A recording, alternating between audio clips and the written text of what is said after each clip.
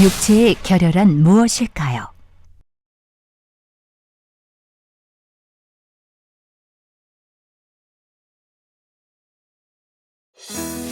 종말로 형제들아, 무엇에든지 참되며 무엇에든지 경건하며 무엇에든지 옳으며 무엇에든지 정결하며 무엇에든지 사랑할 만하며 무엇에든지 칭찬할 만하며 무슨 덕이 있든지 무슨 기림이 있든지 이것들을 생각하라. 어떻게 하면 육체의 결혈을 극복해서 속히 영으로 온 영으로 들어갈 수 있을까요?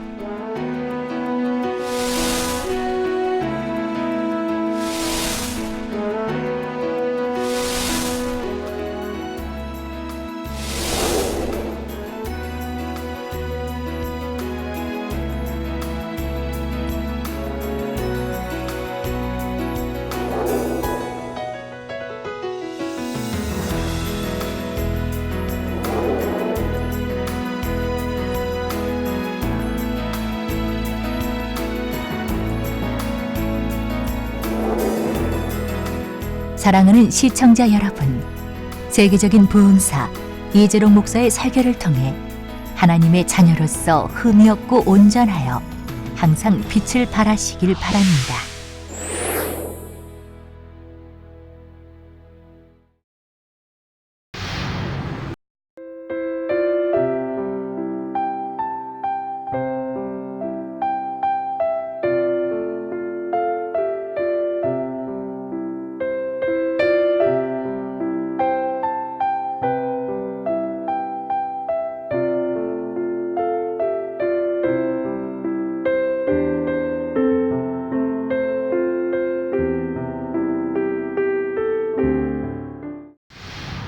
실시간 방송 시청자 여러분, 아동주일학교 어린이 여러분, 육체의 결려 네 번째 시간입니다. 아가서 4장 7절에 보면 나의 사랑, 너는 순전히 어여뻐서 아무 흠이 없구나 했습니다. 하나님께서는 우리에게 원하시는 모습이 바로 이렇게 순전하고 흠이 없는 모습입니다. 또 빌립보서 2장 15절 16절에 이는 너희가 흠이 없고 순전하여 어그러지고 거스리는 세대 가운데서 하나님의 흠없는 자녀로 세상에서 그들 가운데 빛들로 나타내며 생명의 말씀을 밝혀 나의 다름질도 헛되지 아니하고 수고도 헛되지 아니하므로 그리스도의 날에 나로 자랑할 것이 있게 하려 함이라 했습니다.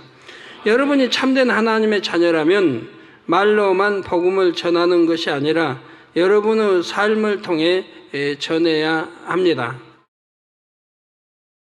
흠없고 순전한 모습이 되어 세상 사람들이 볼 때 참으로 은혜롭다, 본이 될 만하다, 이런 말을 들을 수 있어야 하지요. 이렇게 되기 위해 가장 중요한 것은 당연히 첫째가 성결입니다. 성결되려면 큰 죄악의 뿌리는 물론 사소한 흠과 점도 없어야 하지요. 그런 여러분이 되어야 하기 때문에 여러 시간에 걸쳐 육체의 결례에 대한 말씀을 증거하고 있습니다. 육체의 결례가 무엇인지 이제 여러분도 설명할 수 있으신지요? 사람이 보고 느끼고 행하는 단계에서 정상적으로 거쳐야 할 과정을 제대로 거치지 못함으로 인해 사람이 보편적으로 갖춰야 할 지적인 능력, 육체적인 능력이 결여되거나 정서적으로 일반인과 동떨어진 감정 상태를 갖는 것을 통틀어 육체의 결여라고 했지요. 다시 말하면 보고 듣고 배운 지식이나 느낌, 경험, 실제 행해보는 체험 등이 부족해서 육체의 결여가 생긴다는 말입니다. 일상적인 교양의 분야를 비롯하여 타인의 마음과 감정에 대한 공감 능력, 선악에 대한 분별력, 선도, 악도 아예 모르면 분별력도 안 생기죠. 선도 알고 악도 알아야 이게 선이고 이게 악이다 하고 분별력이, 또 진리를 알아야 선악의 분별력이 이제 제대로 되는 것이고요. 그래서 제가 세상 책을 읽어보라고 권면해 본 적이 참 개척일에 한 번도 없었는데, 오직 삼국지를 권면하는 이유가 있죠. 삼국지는 읽어보시라고.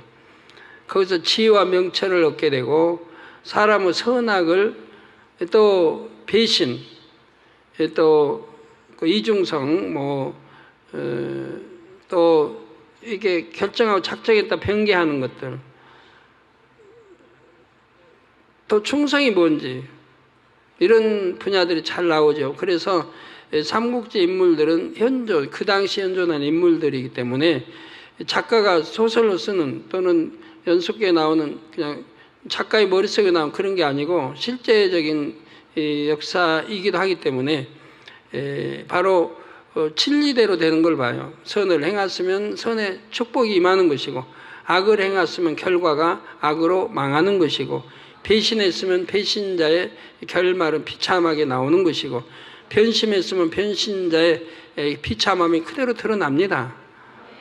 성경에 있는 그대로 드러나고 있는 거예요.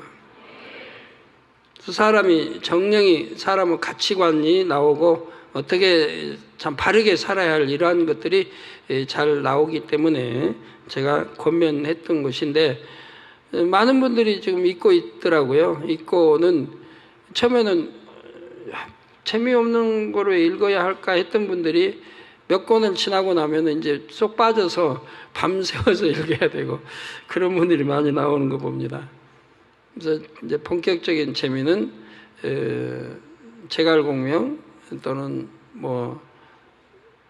저자룡, 오호장 이런 것들이 나오면서 맞추고 나오면서 이제 본격적인 재미가 붙는 건데, 여러분 그 읽으면서 진리로 잘 분별해야 돼요.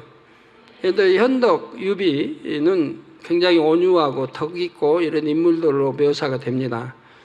그러지만 진리로 분별하면 그게 아닌 걸 알게 돼요.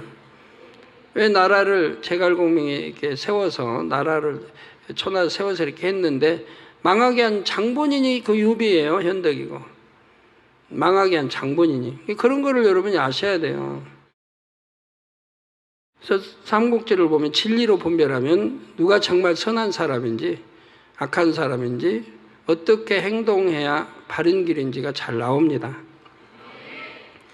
그래서 선악에 대한 분별력, 또 진리를 행할 수 있는 의지력과 절제력, 행동력 등이 결여되는 것이죠. 지난 시간에는 결여가 생기는 과정 중에 부모가 자녀를 양육함에 있어 바르게 하지 못하는 경우에 대해 몇 가지 예를 드렸습니다. 사랑하는 성도 여러분, 그러면 사람들에게서 흔히 볼 수 있는 육체의 결여에는 어떤 것이 있을까요? 이 육체의 결여를 끝까지 다 듣다 보면 여러분들이 이제 후회될 일이 참 많이 있어요. 아, 내가 자녀 교육을 이렇게 잘못했구나. 이런 하나님이 함께 하신 재단, 생명의 말씀 있는 재단에서 자녀들이 참 잘 성장해 줬다면 하나님 앞에도 교회 앞에도 얼마나 큰 일꾼으로 쓰임받을 수 있었을 건데, 그리 못한 후회가 남죠. 그러면 왜 내가 자녀 교육을 어떻게 시켰는가? 육체의 결여를 듣다 보면 내가 자녀 교육을 얼마나 잘못 시켰다는 게 다 나온단 말이에요. 그 결과가 오늘날 자녀들이 이제 하나님 앞에 충성하지도 못하는, 신앙생활 잘하지도 못하는 그런 자녀로 성장해 나온 걸 보게 되죠. 그래서 사람들에게 흔히 볼 수 있는 육체 결여에는 어떤 것이 있을까요? 정서와 사고에 있어서의 결여, 대화하는 법의 결여, 태도와 행동 방식의 결여 등 여러 분야에서 발견할 수가 있습니다. 지난 시간들을 통해 설명한 내용과 겹치는 것도 조금씩 있지만 하나씩 구체적으로 살펴보겠습니다. 먼저 여러분이 대화 방법을 점검해 보시기를 바랍니다. 어떤 사람은 지나치게 큰 소리와 흥분한 어조로 말합니다. 옆에서 들으면 싸우거나 혈기내는 것 같은데 정작 본인은 느끼지를 못합니다. 그래서 뭐 화나셨어요? 하면 아니요, 나 화나 안, 아니 막 혈기내신 것 같이 막 큰 소리가 나오고 막 그냥 그런데요 하면 아니에요, 나 그런 적 없는데요. 긍정이 나면 좋은데 그냥 아니에요. 나 안 그래, 화 안 났는데요. 제3자가 보기에는 분명히 화나 보인다는 얘기예요. 또 남을 가르치는 말투나 책망하는 말투가 습관이 된 사람도 있습니다. 또 남을 가르치고 책망해도 본인이 그만큼 존경받는, 덕망 있는, 존경받고 사랑받는 위치에 있는 분이 그래야 그것도 먹혀 들어가는 건데, 본인은 가정 하나도 제대로 이끌지 못해요. 가정, 자녀들은. 그리고 남을 지적하고 책망하고 하니까 되겠습니까? 자기 가족 하나도 제대로 이끌지 못하고 자기 자녀들 하나 똑바로 키우지 못하는데 누구를 지적하고 책망을 합니까? 그럼 다른 사람이 볼 때 지적하고 책망하는 그것이 옳지 않은데요. 상대가 오히려 지적받고 책망받아야 할 그런 위치에 있는 사람이 지적하고 책망하니 안 되는 거죠. 그런 분들이 꽤 있습니다.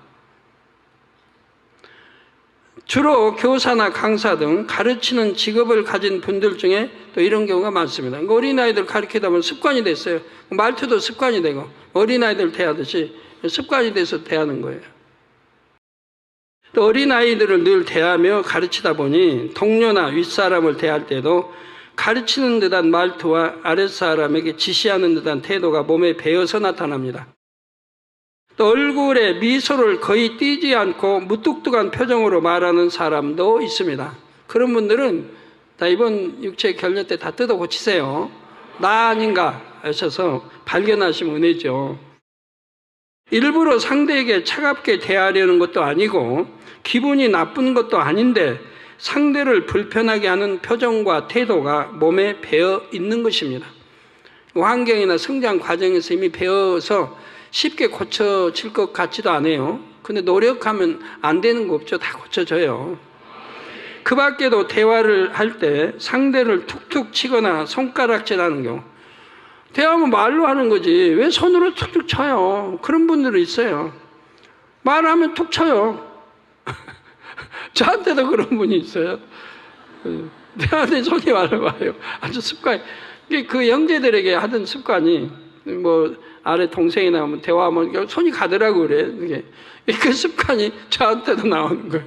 그런 분도 보는데 그런 것도 당연히 고쳐야 되겠죠. 그런데 우리 교회도 그런 분이 있었어요. 개척 때부터 손가락질. 왜냐하면 손가락이면 나가는 것을 제가 왜 그때 이제 집사님 왜 상대하고 말하면 꼭 손가락질 합니까? 그러면 그냥 아니 뭐 그냥 어때서요? 이런 식이 돼버렸는데, 네, 이렇게 뭐 잘못된 것입니까? 묻는다든가 하는데 그런 식. 그래서 내가 비유대로 이제 설명도 한 것 같은데 안 고치시더라고요. 지금은 고쳐져서 지금은 안 그러신데 그 당시 꽤 오랫동안 가더라고요. 못 고치고. 그런 분은 참 저한테 감사를 좀 해야 되는데 당회장님 때 전도사님 때 다 그렇게 지적해 주셔가지고 손가락질하는 버릇을 고쳐가지고 이제는 이제 안 그런 장로님이 됐다고 해야 할 텐데 그런 감사는 안 하시더라고요. 네, 그렇게 손가락질하는 버릇이 혹에 있다면은 여러분 고치셔야 됩니다. 또 말을 정확하게 하지 않고 웅얼거리는 것처럼 말꼬리를 흐리는 경우가 있습니다. 당장실에 여러분 이제 상담을 오든 가족이 인사 오면 대부분이 말을 정확하게 하질 않아요. 그 웅얼거리는 것처럼 말꼬리 흐려버리는 게 제가 못 알아들어요. 절반밖에 못 알아들어요. 대화하면 여러분 가져가서 간증하고 해도 절반밖에 못 알아들어요. 그러니까 여기서 간증을 대신해 줘도 정확하게 전달을 못 할 때도 있어요. 그러면 제가 이제 하죠. 제가 안 들리니까 좀 큰 소리를 해주세요. 그러면 그때뿐이에요. 그때만 큰 소리 단어 하나 나오다가 다시 그냥 말꼬리 흐려지고 안 들리는 거예요. 그래서 대부분 알아보면 그런 표현들을 하죠. 분명히 말을 할 걸 연습해가지고 왔대요. 당장 대화할 걸 연습하고 종이에다 써가지고 연습하고 다 해가지고 왔는데 막상 당회장님 앞에 오면 하나도 안 떠오른다는 거예요. 하나. 그래가지고 근데 지혜로운 분들 해외에서 오신 분들은 많이 그러더라고요. 종이다 다 써가지고 와서 질문하고 이렇게 하는데 차라리 그렇게라도 하시지 어떻게 그냥 그렇게 하시면 될 거예요. 왜 암기 가지고 왔다가 다 잊어버리고 떠오르지도 않고 막상 물어야 할 건 묻지도 못하고 그런 분들이 있어요. 근데 정확하게 말을 하지 않기 때문에 못 알아들어요. 그 웅얼거리는 것처럼 말꼬리를 또 흐려버립니다. 우리 성가대 특히 조심해야 됩니다. 가사 전달이 바로 되지 않으면 은혜가 되지 않습니다. 내용을 모르는데 어떻게 은혜가 돼요? 그 찬양의 내용을 모르는데. 이거는 필히 고쳐야 됩니다. 우리 주의종들 설교자도 마찬가지예요. 그리하지 않기 때문에 설교해도 끝이 흐려가지고 못 알아듣는 분들 몇 분 있어요. 뭘 설교하는지 못 알아들어요. 흐려버려요, 끝이. 처음과 끝이 동일해야 돼요. 그러면 중간은 다 틀리게 돼 있어요. 이게 찬양도 마찬가지. 처음과 끝이 동일하게 나가야 되는데, 물론 고음 좀 다 있지만 거기 맞게 동일하게 나가야 되는데, 처음만 탁 튀어나오고 끝이 안 나고, 어떤 사람은 처음도 안 나온 사람이 있어요. 노래 찬양을 잘하는 분인데 처음이 안 나와요. 이 처음을 어떻게 이제 좀 뭘 붙이는 건지, 애교식으로 하는 건지 처음 단어를 틀리게 불러요. 그거 이제 발음을 이상하게 하고, 아마 본인이 할 때는 잘 부르게 재밌게 뭐라고 표현합니까? 그래서 하는 것 같은데 여하튼 가사 전달이 잘 안 되는 거예요. 모르는 곡이라고 하면 듣는 편에서는 가사 전달이 안 되는 거예요. 뭘 부르는지 모르는 거예요. 아는 거 부르면 아는 거니까 알지만은 모르는 거를 부를 때는 뭘 부르는지 몰라요. 그런 것들이 있어요. 근데 가사 전달이 잘 되어야 은혜가 되는 거죠. 그 내용을 알아야 은혜가 되고 감동을 받잖아요. 예. 우리 대화도 마찬가지예요. 이렇게 처음과 끝이 정확하게 나가야 돼요. 설교자들 특히 처음과 끝이 정확하게 전달이 되면 중간은 잔이 되게 돼 있는 거예요. 근데 처음만 소리 나오고 점점 흐려져 버리면 끝은 안 들리죠. 그런 분은 영어는 잘할 것 같아요. 영어 같은 거는 끝 발음을 그냥 흐려버리니까, 뭐 T 한다고 T 누가 그래요? 그냥 T는 안 들리게 이렇게 흐려버리니까 그 혀 그냥 잘 꼬불려서 이렇게 또 하면 되니까. 근데 영어는 통하지만 우리 한국말은 안 통합니다.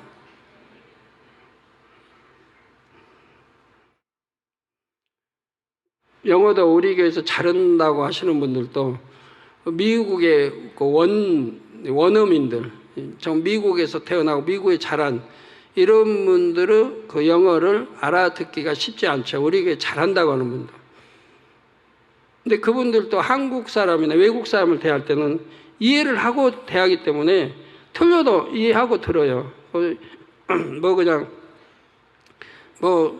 까마귀를 그냥 가마귀에도 까마귀로 알아듣고 한단 말이에요. 우리는 가마귀 하면 가마귀 뭐지? 근데 그냥 까마귀라고 해야 되는데 그분들은 가마귀 해도 까마귀를 바로 이렇게 알아듣고 이해를 해줘요. 근데 본인들끼리 원어민 본인들끼리 대화를 한다고 하면 우리 교회에서 잘한다고 하는 사람도 잘 못 알아듣습니다.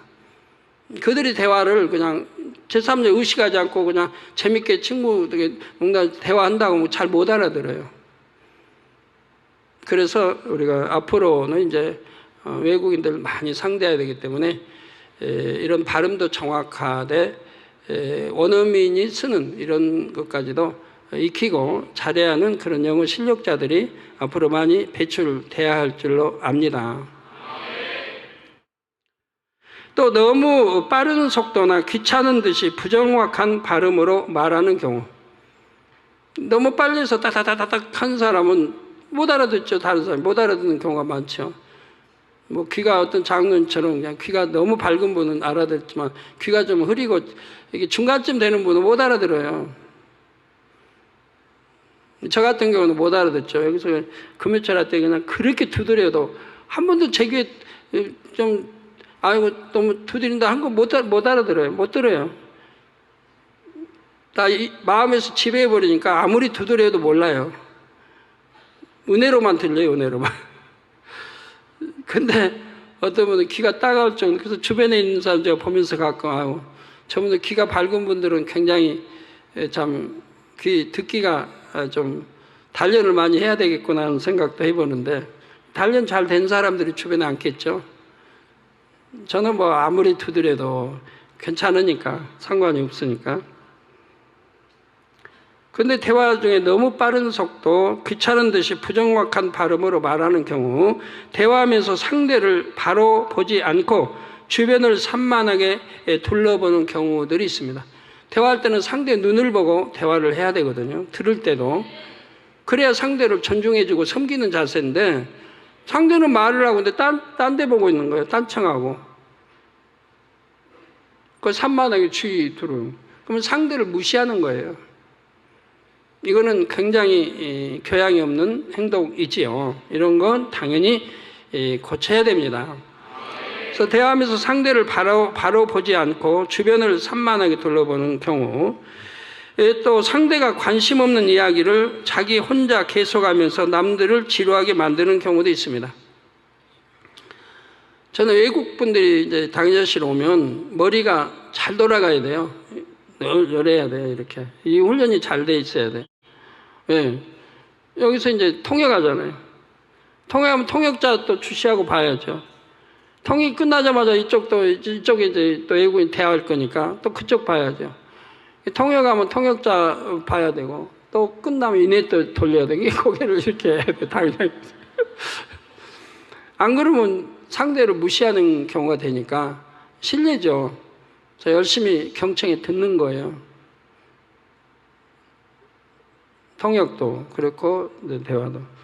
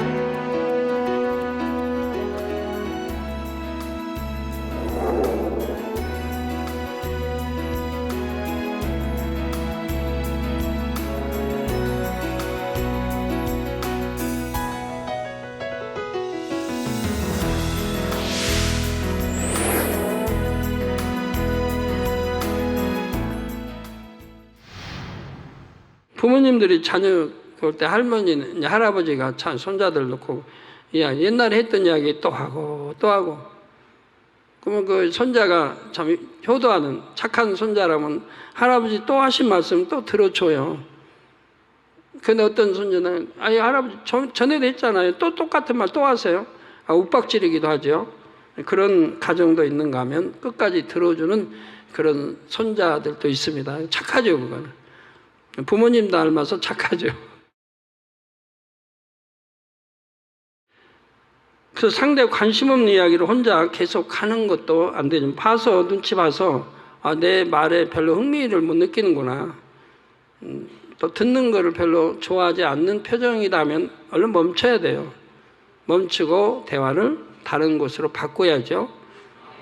그래서 계속하면서 남들을 지루하게 만드는 경우도 있습니다. 남의 말을 끝까지 듣지 않고 중간에 끊고 자기 하고 싶은 말만 하거나 자기 생각 속에서 동문서답하는 것도 예의에서 벗어납니다. 남의 말을 끝까지 들어줘야 되는데 중간에 자르는 분들이 의외로 많이 있습니다. 우리 성도님들, 여성도님들도 의외로 많이 있어요. 머리끝도 의외로 많이. 끝까지 안 들어주고 중간에 제 말도 자르는데 하물며 다른 분들의 말을 얼마나 자르겠어요. 제 말도 끝까지 안 듣고 자르는 분들이 꽤 있는데. 그리고 또 자른 분들이 자르면 그 다음 말이 나오는데 판단 정죄하는 거예요. 즉 그 다음 날이 말이 뭐 나올지를 모르는데 말한 사람 본인이나 하나님만 아시는데 본인은 아는 것처럼 자르고 그 다음 말을 이어가는 거예요. 근데 안 맞는 말이거든요. 그런 내용이 아닌데 중간에 잘라가지고 그러고 있단 말이에요. 가만히 있으면 본전이 더 참는데. 그런 경우가 참 많이 있습니다. 이거 고쳐야 됩니다. 굉장히 큰 실례잖아요. 끝까지 듣지 않고 자르면 이제 판단 정죄가 나와버리죠. 또 중간에 끊고 자기 하고 싶은 말만 해요. 분명히 상대 말을 끝까지 들어주고 내 말을 해야 되는데 들어주지 않고 이렇게 끊고 자기 말을 한단 말이에요. 이것도 큰 결례입니다. 실례입니다. 근데 어떤 분들은 상대에게 틈을 안 주고 혼자 계속해요. 틈을 안 주고. 저도 그런 분들 몇 분 있는 거 봐요. 저하고 대화하면 제가 들어야 돼요, 그냥. 제가 듣는 편이어야 돼요. 그분 다 말 끝날 때까지. 그러면 시간은 바쁜데 다 끝날 때가 기다리면 그것도 시간이 10분이 갈지 20분이 갈지 모르는데 그거 어떻게 듣고 있어요? 할 수 없이 잘라야 되는 거죠. 근데 그런 신뢰를 하면서도 본인은 몰라요. 다른 사람에게도 동일하게 그렇게 하고요. 그런 분들 몇 분 있는데 오늘 나구나 하신 분들은 수지 맞았습니다. 고치셔야 됩니다. 그래서 자기 하고 싶은 말만 하고 자기 생각 속에 동문서답하는 것도 예에서 벗어납니다. 근데 동문서답은요, 우리 성도님들 100명이다. 그러면은 지금도 98명은 동문서답합니다.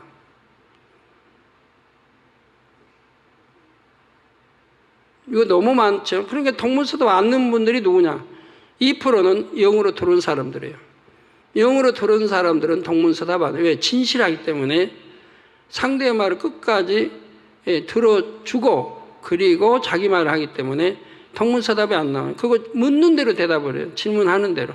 더군다나 윗사람이 묻는 거는 묻는 대로 대답을 합니다.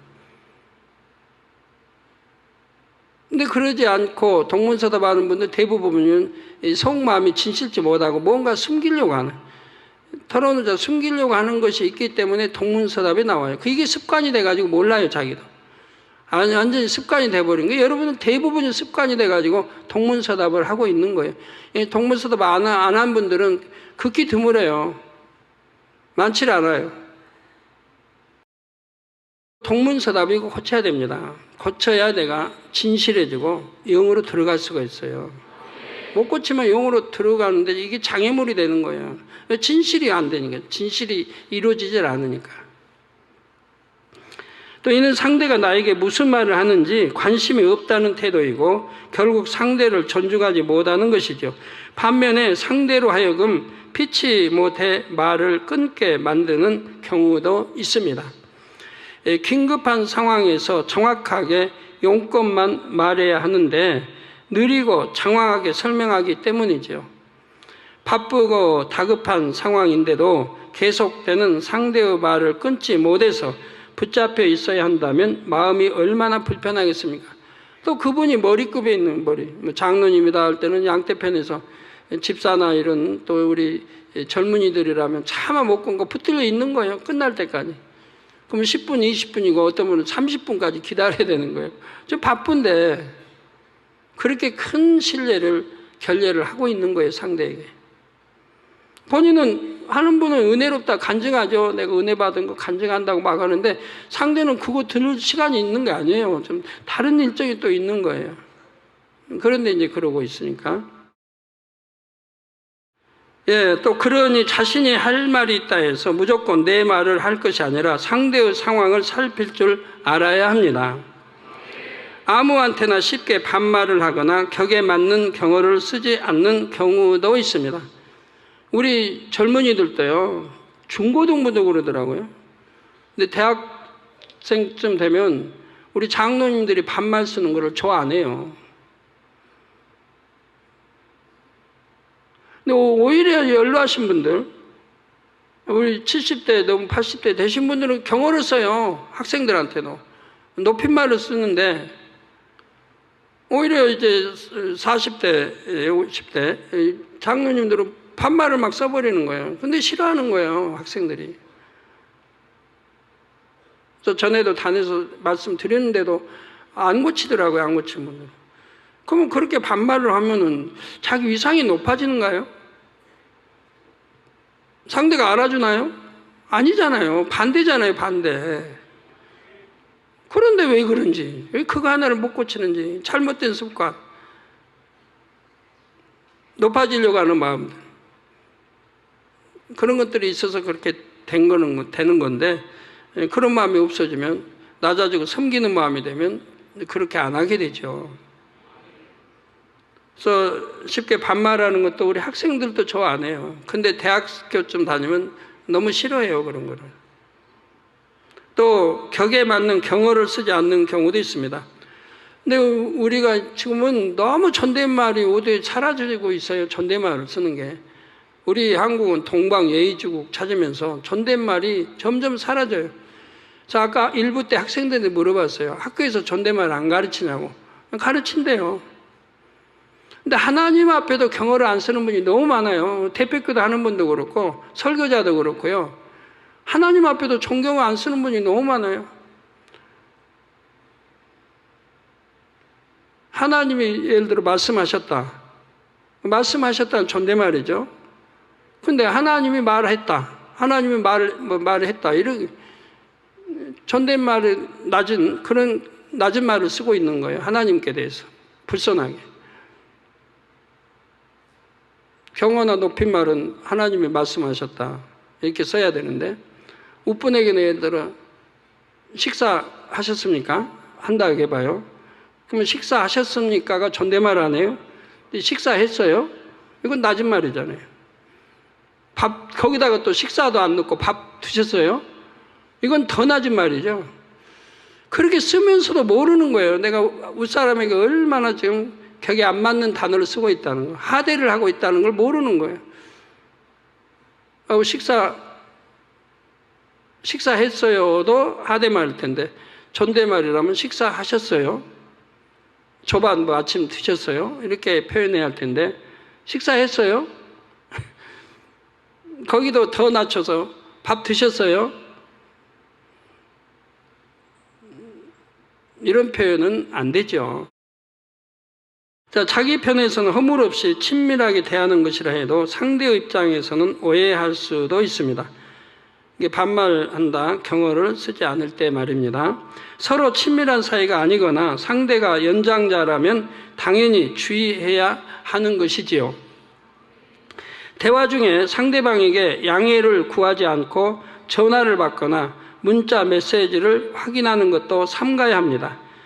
중요한 상대와 대화한다면 처음부터 전화를 꺼놓은 것이 예의지요. 이게 저희 이제 개척에 지금까지 29년을 보지만 당회장실에 들어와서 전화 켜놓고 이렇게 들어온 분은 그렇게 없더라고요. 전화 벨 소리 울리는 거 못 봤으니까 저 대화할 때. 이게 다 꺼놓고 온다는 얘기예요. 그런 예의는 다 갖춘 분들이죠. 성도도 마찬가지예요.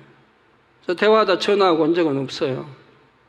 근데 혹가다 그런 분이 있었던 것 같아요, 저는. 근데 대부분 제 앞에도 그러는데 예배 시간은 하나님께 드린 거니까 당연히 전화기는 끄고 있어야죠. 당연히 끄고 있어야 돼요. 그 대화할 때도 상대가 좀 나보다 높은 위치 있는 분과 대화할 때는 당연히 전화를 끄고 있어야 됩니다. 그 대화를 해야 돼요. 그리고 대화 중에 상대방에게 양해를 구하지 않고 전화를 받는다. 여러분 이제 가정에서도 신방하다 하다가 상대와 대화하고 있는데 전화가 왔다고 하면 양해를 구해야 된다면 상대가 전화가 급한 전화가 온 것 같은데 전화를 이렇게 실례지만 전화 받고 이렇게 오겠습니다 한다든가 이렇게 해줘야 돼요. 안 그러면 그냥 일어나 전화 받으면 상대 무시하는 거예요. 상대의 양해를 구해야 되는 거예요. 상대가 아무리 하찮다 해도 양해를 구해야 돼요. 그게 당연히 예법이고 교양이죠. 그리고 문자 메시지를 확인하는 것도 대화하다가 문자가 왔나 하고 확인하고 있어요. 전화기로 끄고 있어야 되는데 끄지도 않고 문자 왔나 확인하고 있어요. 어떤 중요한 일이 있는지는 몰라도 있다 하면 사전에 양해를 구하고 문자도 구하고 보고 이래야 되는데 윗사람하고 대화하면서 문자를 나 확인하고 그건 큰 실례죠. 또 급한 용무가 있어서 켜놓았다 해도 상대의 양해 없이 전화를 받거나 문자를 확인한다면 그만큼 상대를 존중하지 않는 것입니다. 이런 예의를 지키지 않는 사람들은 예배 시간에도 전화벨이 울리게 하거나 심지어 예배 중에 통화하는 경우도 있습니다. 이런 거야 이제 가정 신방일 때 그러겠죠. 가정에서 뭐 신방 중에 뭐 하나님과 예배 시간이니까 당연히 전화기를 내려놓아야 되죠. 근데 망군의 하나님과의 지금 말씀을 듣고 있는 중인데 전화기 딱 벨 울리면 가서 받고 한단 말이에요. 그것도 큰 신뢰인 거고 하나님 앞에 우선 신뢰고 상대방에게도 신뢰인 것이고 하는 거죠. 또 사람들과의 관계 속에 결여된 모습이 하나님께도 무례한 행함으로 나오는 것이죠. 평소에 그렇게 결여가 돼 있기 때문에 하나님 앞에 무례해도 모르는 거예요. 자기도. 못사람 앞에 무례하게 해도 모르는 것이고 그 주의종 앞에 신방을 받는다면 주의종을 무시하지 않는다면 그런 행동이 나와서는 아니 되겠고요. 또 이렇게 상대하고 대화하는데 발을 꼬는 사람 있죠. 발을 이렇게 꼬고 대화하는 사람. 그건 미국의 전에 옛날에 보면 미국의 그 사회자들 대담하는 사람들 이들은 발 꼬고들 하죠. 그래서 우리 한국 예법에는 그런 게 없고 세상 예법에도 보니까 없더라고요. 예. 제가 당회장실에 들어온 분들이 지금까지 뭐 국무총리도 몇 분 있었고 뭐 대통령도 있었고 대통령도 당회장실에 와서 저하고 대화한 분 있고 또 청와대 거기야 뭐 청와대 가서 꼭 물 안고 왔어요. 대통령을. 그리고 장관들 국회의원들 또 큰 회사의 회장 많이 대했지만 또 기도받을 많이 당해 오지만 한 번도 다리 꼰 사람은 없었어요. 저번에도 뭐 국회의원 여기 국회의원 저기 또 신대방동 국회의원 또 거기 구청장 또 구청장 또 경찰서장 또 그런 분들 좀 많이 왔잖아요. 광명시장. 그러면 당장 가운데도 다리 꼰 사람 하나도 없어요. 사람들과의 관계 속에 결여된 모습이 하나님께도 무례한 행동으로 나오는 것이고요. 전철이나 버스 안에서 혹은 공공장소 안에서 큰 소리로 대화하거나 전화 통화를 해서 주의에 방해가 되는 경우도 있습니다. 이것도 큰 실례예요. 조용히 대화해야지 조용히. 근데 큰 소리로 대화해요. 전철이나 버스 안에는 막. 그것도 큰 실례죠. 또 공공장소에서 크게 이렇게 하고 또 전화통화를 핸드폰 전화통화를 큰 소리로 그냥 하는 경우 이것도 큰 실례죠. 조용조용히 대고 해야 되는데 물론 기도도 그렇죠. 기도도 이렇게 전체가 보여서 이렇게 할 때는 비좁은데 옆 사람 방해 안 되게 손도 이렇게 막 올리면 옆 사람 머리에 닿잖아요. 그러면 영 싫잖아요. 머리 예쁘게 오고 왔는데 여성들님들 손이 그냥 머리 이렇게 틀어놓으면 싫어요. 집중이 안 되죠. 그러니까 손도 올리지 마시고 그 올릴 때는 여러분 집에서 할 때 아니면 넓은 공간에서 할 때나 또 다른 장소 할 때는 하시지만 이렇게 전체가 수천 명이 모여서 기도할 때는 삼가 조심해야 되고 목소리도 곱게 기도하셔야 되는데 그냥 재즈는 막 화난 목소리로 큰 소리로 막 이렇게 하는 것도 실례죠. 아유 당회장님 부르짖어 큰 소리로 하라고 하셨지 않습니까? 부르짖어 큰 소리로 하라고 했지 재진 목소리로 화난 목소리로 악을 팍팍 두고 악쓰라고 그랬어요. 이쁘게 해야지. 큰 소리로 해도 이쁘게 할 수 있잖아요. 만군의 여호와 하나님하고 이쁘게 할 수 있는데 만군의 여호와 하나님하고 그 하나님이 들으시기에도 참 불편하신 거고 주변에서도 듣기에도 참 불편하잖아요. 이런 나쁜 습관들이 꽤나 있는데 이거 다 많이 고쳐졌어요. 제가 전에 지적 몇 번 했는데 많이 고쳐졌어요.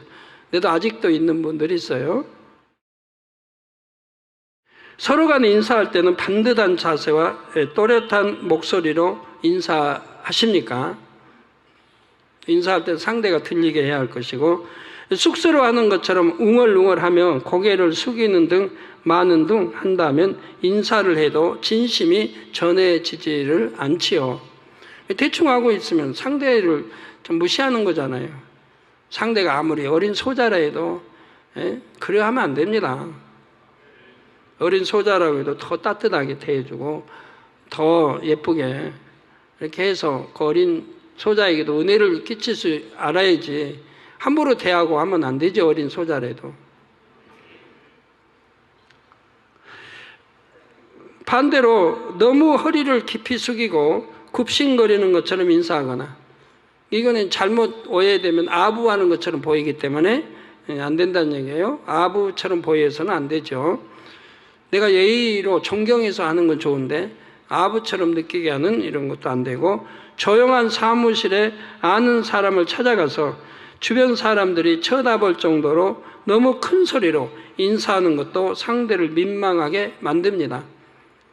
그럼 내 친구, 동료를 무시당하게 만드는 거예요. 내가 가서 큰 소리로 막 떠들고 하면 다른 사람들 시선이 다 꽂히잖아요.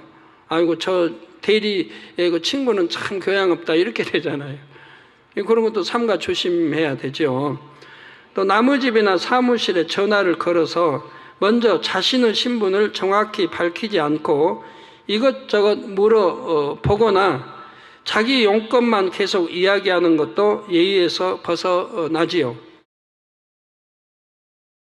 공식적인 자리에 설 때는 말을 하면서 심하게 인상을 쓰거나 머리나 얼굴에 자꾸 손이 가는 습관 등도 고치는 것이 좋습니다. 상대 대화하는데 자꾸 어떤 분 기도할 때 보면 자꾸 손이 머리로 가요. 머리에 가서 쓰다듬고 또 코 만지고 입술 만지고, 기도할 때 왜 이렇게 머리로 많이 가는지 누가 봐요. 머리에 기도할 때 하나님이 다 보고 계신데 뭘 머리를 이렇게 만지고, 그런 분들이 의외로 있는데, 그런데요, 이게 대화할 때 손이 얼굴로 자꾸 가도 안 좋아요. 근데 자리를 찾아서 갈 자리를 찾으세요. 너무 가렵다. 그래가지고 긋고 싶으면 살짝 가서 꼬집든가, 살짝 이렇게 가렵다는 표시만 해주면 되지. 그래서 뜩뜩뜩 긁어도 안 되겠고, 자꾸 또 조심할 때가 있어요. 코 주위로 가지 말아요, 손이. 손가락이 코 주위로 가면 오해를 받으니까. 그래서 어떤 분은 습관이 돼가지고 코 주위로 가면 제가, 손 또 코로 들어가면, 나 코 안 쑤셨어요. 코 안 쑤셨어요.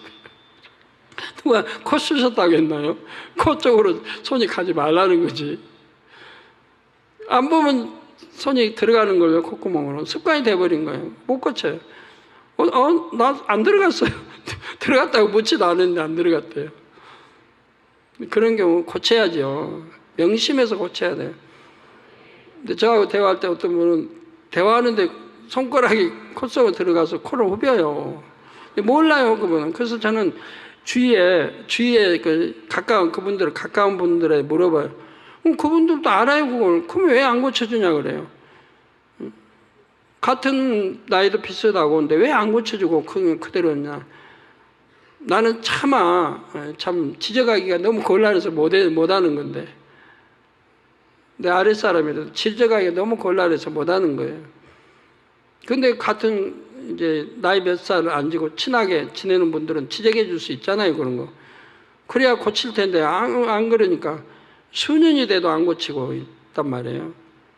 그래서 이런 거 대화할 때, 상대화할 때 요주해야 돼. 손이 코로는 가지 마시고, 특히 습관에 대해서 콧구멍에 들어가니까 큰 실례니까 그런 거는 얼른 고쳐야 돼요.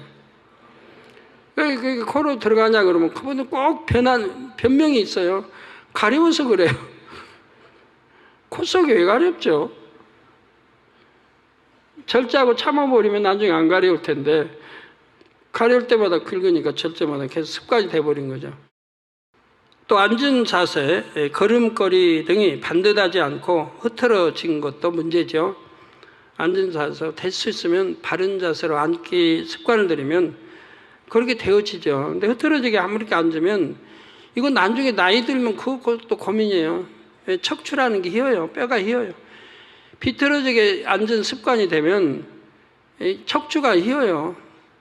다른 뼈, 골반이고 뼈가 휘어요. 그러면 20대, 30대는 몰라요. 힘이 있을 때는 몰라요.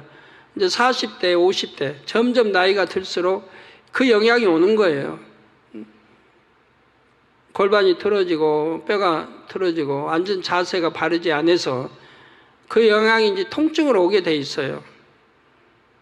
그때는 좀 곤란은 늦잖아요. 물론 기도 받고 그냥 또 쭉쭉 펴지기도 하지만 믿음 없는 분은 고통받잖아요. 병원에 가면 수술해야 된다고 그러고. 내 자세가 바르면 그렇지를 않죠. 앉은 자세, 걸음걸이 등이 반듯하지 않고 틀어진 것, 걸음걸이도 반듯해야 되는데 그냥 갈지자로 걸어버리면 그렇게 습관이 되고, 어느 사람은 다리 벌리고 어려서부터 걷다 보면 그렇게 걸어야 돼요. 습관이 돼가지고 뼈도 그렇게 굳어버리고.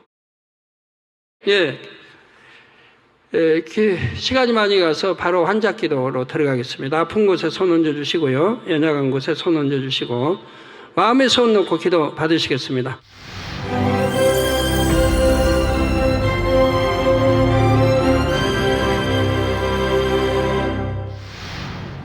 할렐루야. 전능하신 사랑의 아버지 하나님, 이 시간 기도받는 모든 성도님들 위해 안수하여 주옵소서. GCN 방송 시청자들이 인터넷과 화상을 통해 기도받는 지교회와 지성전, 그리고 전 세계 하나님의 자녀들 위에도 시공간을 초월하여 역사하여 주시기를 원합니다. 믿어지는 믿음을 주시고 부정적인 생각과 의심의 세력을 물리쳐 주옵시며 모든 시험 환난도 물리쳐 주옵소서. 머리부터 발끝까지 오장육부 뼈 마디마디 온몸의 신경 조직 세포 등 아픈 곳마다 성령의 불로 태우시고 근본의 빛으로 역사하여 주옵소서. 예수 그리스도의 이름으로 명하노니 원수마귀 사단 모든 질병 균 연약함아 물러가라. 빛이 임하라. 모든 불치 난치병도 성령의 불로 태워 깨끗게 하여 주옵소서. 말라리아를 비롯한 모든 풍토병도 물리쳐 주옵소서. 감기, 기침, 열, 몸살, 독감 등 각종 유행성 질병도 다 물러가라. 어떠한 유행성 질병 균도 틈타지 않게 지켜 주옵소서. 위암, 폐암, 간암, 유방암, 자궁암, 대장암, 피부암 등 각종 암과 에이즈, 백혈병, 뇌졸중, 고혈압, 저혈압, 심장병, 폐병, 위장병, 당뇨, 부인병, 피부병, 갑상선 질환과 모든 염증도 깨끗게 하여 주옵소서. 소아마비, 중풍, 관절염, 디스크도 온전케 하여 주옵소서. 요통, 두통, 신경통을 비롯한 모든 통증은 사라질지어다. 간질, 자폐증, 우울증, 조울증, 노이로제 등 모든 정신질환도 물러가라. 모든 마비된 것도 풀어지고 일어나 걷고 뛸지어다. 눈도 잘 보이게 하옵시고 귀도 잘 들리게 하여 주옵소서. 소경은 눈을 뜨고 기머거리는 들으며 벙어리는 말할지어다. 각종 사고 후유증도 깨끗게 하시고 부러진 뼈도 붙여 주옵소서. 화상 입은 것도 온전케 하옵시고 화기암 물러가라. 열도 물러가라.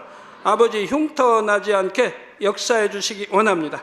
마약을 비롯하여 각종 약물과 독극물 중독도 깨끗함을 입을지어다. 죽은 신경과 세포가 살아나며 죽은 자도 살아나게 하여 주옵소서.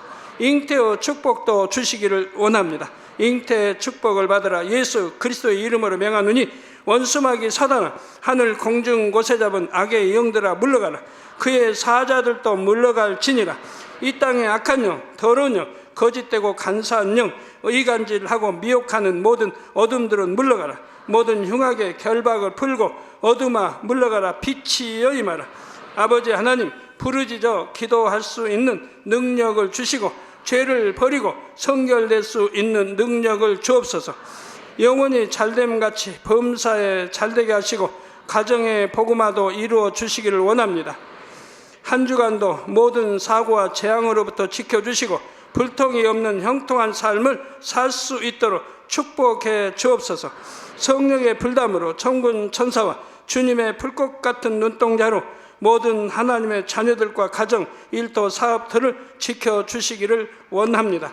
학생들에게 지혜와 명철을 더하시고 공부할 수 있는 뜨거운 마음과 열정도 더하여 주옵소서. 마음과 생각을 세상에 빼앗기지 않도록 지키시고 하나님을 뜨겁게 사랑하는 학생들로 축복하여 주옵소서. 하나님의 자녀들이 먹으나 마시나 입으나 무엇을 하든지 하나님 앞에 영광 돌리는 삶이 되게 축복하여 주시기를 원합니다. 나는 하나님을 만났노라, 체험했노라, 응답 받았노라, 축복 받았노라, 간증하는 입술이 되게 역사하여 주옵소서. 아버지 하나님 감사합니다. 홀로 영광 받으옵소서. 우리 주 예수 그리스도의 이름으로 기도하옵나이다. 아멘.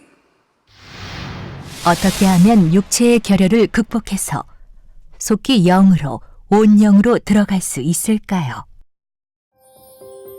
자신에게서 결여된 분야를 찾아 신속하게 극복할 때 믿음이 성장할 수 있고 영으로, 온 영으로 빨리 들어갈 수 있습니다. 육체의 결여를 해결하려면 성령의 능력을 구하며 간절히 기도해야 합니다. 기도하는 동시에 직접 행해야 합니다. 사랑하는 시청자 여러분, 세계적인 부흥사 이재롱 목사의 설교를 통해 죄와 악을 벗어버릴 뿐 아니라 언제 어느 때나 그리스도의 향기를 발하여 매 순간 하나님께 영광 돌리시길 바랍니다. 오늘 말씀 본문을 통해 여러분을 향한 하나님의 뜻을 묵상해 보시겠습니다.